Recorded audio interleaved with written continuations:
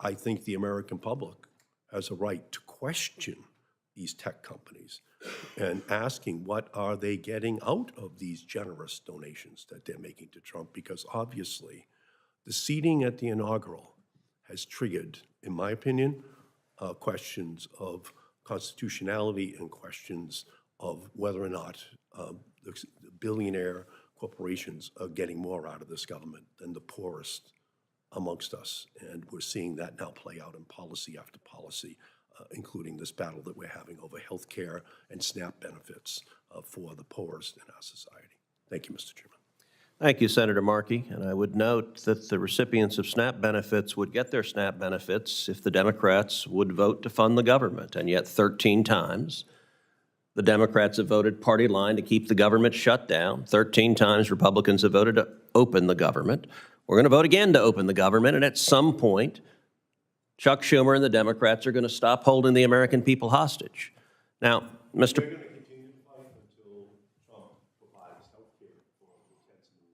Okay, so Senator Markey is telling everyone who gets food stamps, the Democrats are going to continue to vote against your getting food stamps. And it is reckless and irresponsible. And if you don't believe me, you can watch the videos of just about every single Democrat senator who has gone on TV over and over and over again saying it is reckless and irresponsible to vote against a clean CR. And now they're all, I guess hypocrisy is the tribute that Vice gives to virtue. They're all doing that because they want to appease their radical base. Now, Mr. Potts, Mr. Erickson. The president has $5 billion.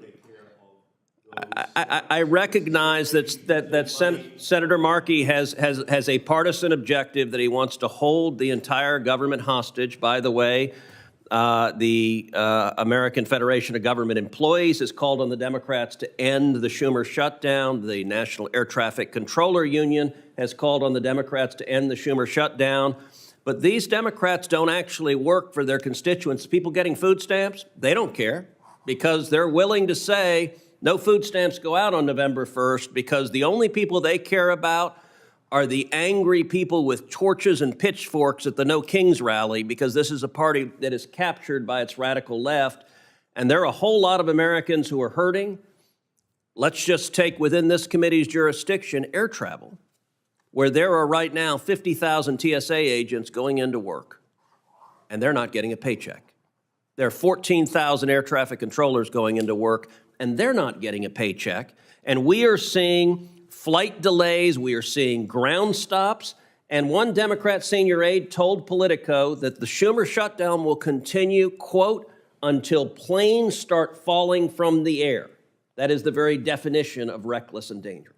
Well, I would add to this conversation, if you want, that beginning on November 1st, 20 million Americans are going to get the notices that they're either losing their health care insurance or it's going to dramatically skyrocket. And that is a discussion that it's hard to have with Republicans since the House has not been in session for 6 weeks. They're in a political You are absolutely right witness protection program. You are absolutely right that Washington. Obamacare is a train wreck, and it has caused health insurance premiums to skyrocket.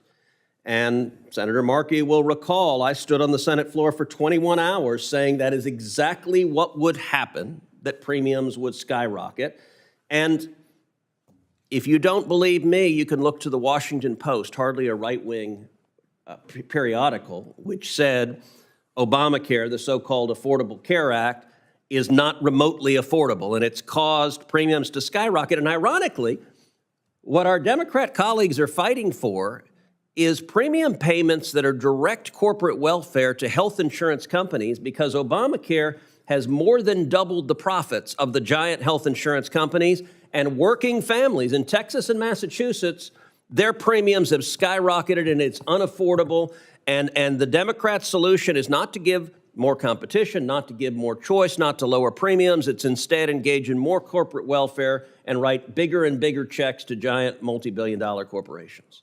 The House Republicans are in a political witness protection program. They're not in Washington. How can No, they've actually done their job. They voted to fund the government. And They've done their job. And there is designed neglect on the part of the Republicans to withdraw the premium tax credit for those 20 million Americans, and they're going to see their policies skyrocket over the next couple of months, and it's avoidable.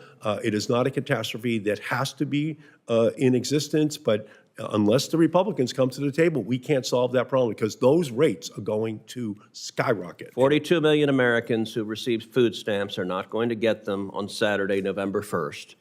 And the reason is Senator Markey and just about every other Democrat is going to vote against those food stamps because he's got a partisan agenda, and feeding your kids is not part of his partisan agenda. President Trump has $5 billion he could deploy right now to those SNAP recipients and take that worry away from them. But he's not going to do it. He's going to do it for any favored program. So then Senator Markey will vote in the no federal on the bill. government, but not for those that he calls Democrat programs, like feeding the poor or giving health care to those most in need. Senator Markey could provide the funding for those food stamps any day he wanted to. And to be clear, I've voted over and over and over again to fund those food stamps, while your party keeps voting no, no, no, no.